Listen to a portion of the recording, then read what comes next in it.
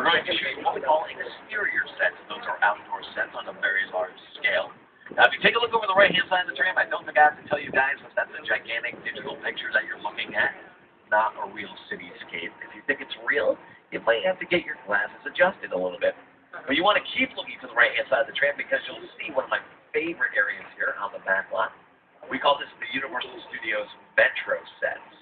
And it's right here in the Metro sets where we had that little fire back in 2008. You may have heard about it on the news. Let me show you guys how bad this fire was. Take a look at your screen. I'm going to pause this right here. This is what the Metro set, the area on the right-hand side of the tram, looks like when we cleaned up all the debris from the fire.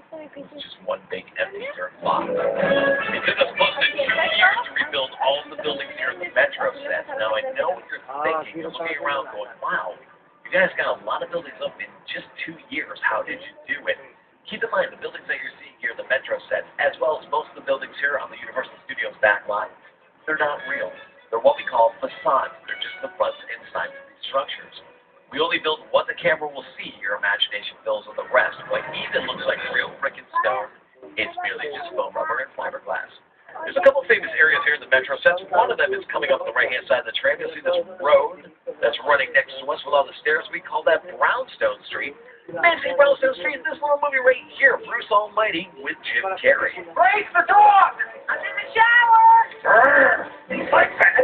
Let me pause this right here. Now, I need to explain something. If you take a look at your screens and then you take a look over on the right-hand side of the tram, you're going to notice something. And area on the door is what we call Courthouse Square. Now, I'm going to give you guys a little bit of time to take a look around Courthouse. Get a really good look in. Take a look at all these buildings that we're seeing. And I'm going to watch you guys as you look around. I'm going to watch to see if anybody has recognition on their face. So far, car number 1, not so much. You guys are looking around. You look confused. Car number 2, you guys look sleepy and tired. Car number 3, you guys are shrugging your shoulders. You have no clue. Car number 4, there's some kids doing kind of snappy things with his fingers.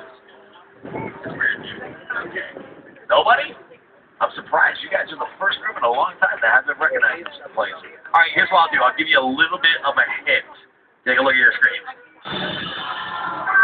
Here's Michael J. Fox. He's looking up the famous clock tower building from Back to the Future. Take a look over on the left-hand side of the train. You see that building that says City Hall? That's the same building right there. And everybody's going, oh, yeah, okay, yeah. Now everybody recognizes it. But I can see where you guys got confused. You see in the scene from Back to the Future, on the building, the clock is missing and the columns are missing. It looks a little different. There's a reason. We reuse Courthouse Square all the time for TV shows, movies, commercials, and music videos. Every time that we reuse it, we have to make it look different so you don't recognize it from one TV show or movie to the next. This is what it looked like in 85's Back to the Future, but here's what Courthouse Square looked like in 83's Psycho 2. That's the City Hall building. This is how long the Courthouse Square has been around, since 1962. You see those steps that the kids are running up? Those are the same steps right there. Same, we kind of left it the way it was. There's the gazebo right there.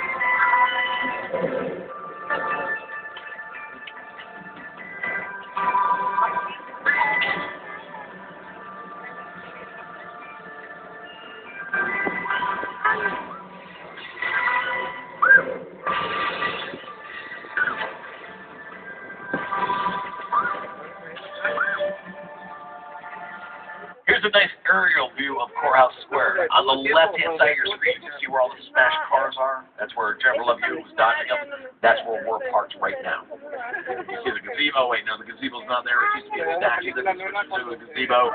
That's the old episode.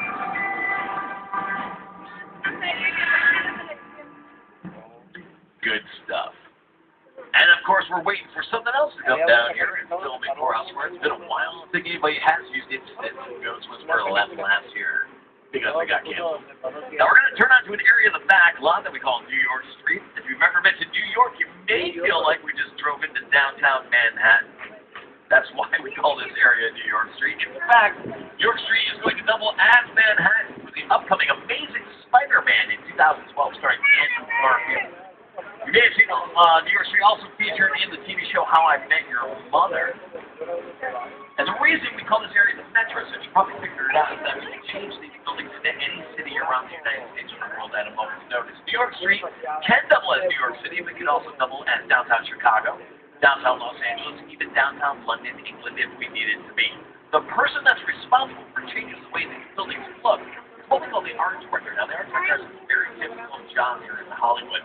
He or she not only has to change these buildings in different cities, but sometimes they have to put those cities into different time periods, because here in Hollywood, we do what we call period pieces. These are TV shows or movies that take place in a year other than 2011. Let me give you guys an example of what I'm talking about. Take a look at your screens here. Now, I